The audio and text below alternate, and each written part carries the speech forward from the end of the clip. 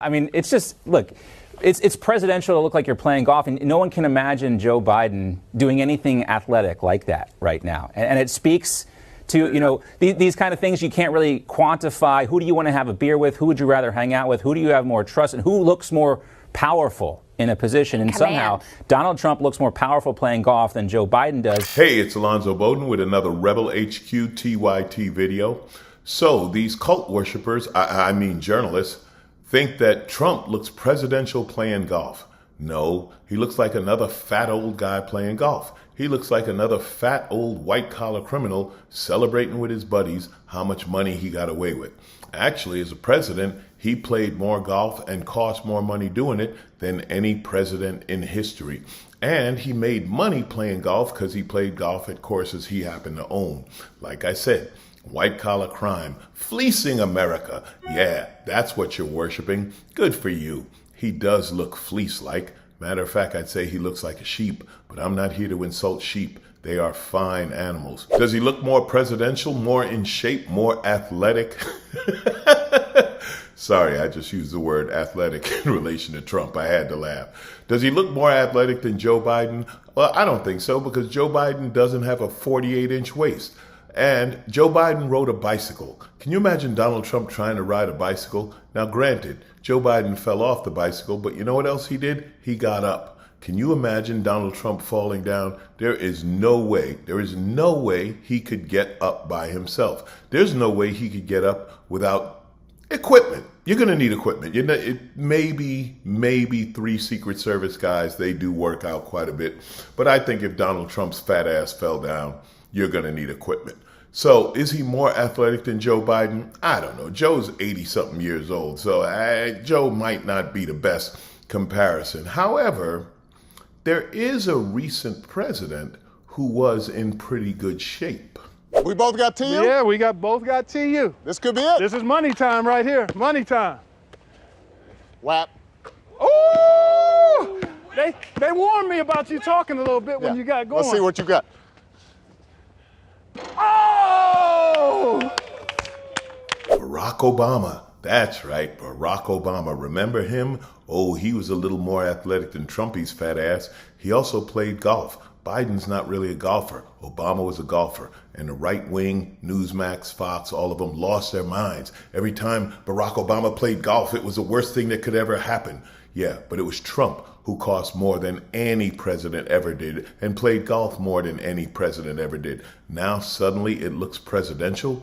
Barack Obama could play basketball, or as you guys probably call it, N-word ball. I hate saying N-word, but gotta do it. Anyway, Barack Obama is more athletic than fat-ass Trump would ever be well, I almost said in his prime, as if he had a prime. I'm just saying that Barack Obama, if you want to talk about looking presidential, Barack Obama looked more presidential than Donald Trump, even where he wore a tan suit. And we know how bad things were when he wore a tan suit. Hey, Newsmax, I got a news flash. Rather than looking presidential, how about acting presidential? How about being intelligent enough that you could read and stay on top of issues rather than having your staff draw pictures and talk to you like a child? How about not stealing money, not making private deals, not helping your family, not using the president's office as a piggy bank? Here's an idea. What about not grabbing women and not making racist comments? That would be presidential. Or perhaps be a grown-up and not some whiny kid on Twitter always looking for revenge. That might be presidential. But we did so much in terms of therapeutics, and a word that I'm not allowed to mention, but I'm still proud of that word. Because we did it. We did that in 9 months, and it was supposed to take 5 years to 12 years. Nobody else could have done it, but I'm not mentioning it in front of my people. But someday we're going to have to all sit down and have a little talk. That was former president and failed insurrectionist Donald Trump, complaining that GOP anti-vaxxers are making it impossible for him to take credit for the COVID vaccine. And Trump's tantrum is laying bare an uncomfortable reality. The Republican Party that the former president helped shape is increasingly spiraling out of his grasp. Trump was in Alaska campaigning for Sarah Palin, who wants to make her own jump from reality television into federal politics.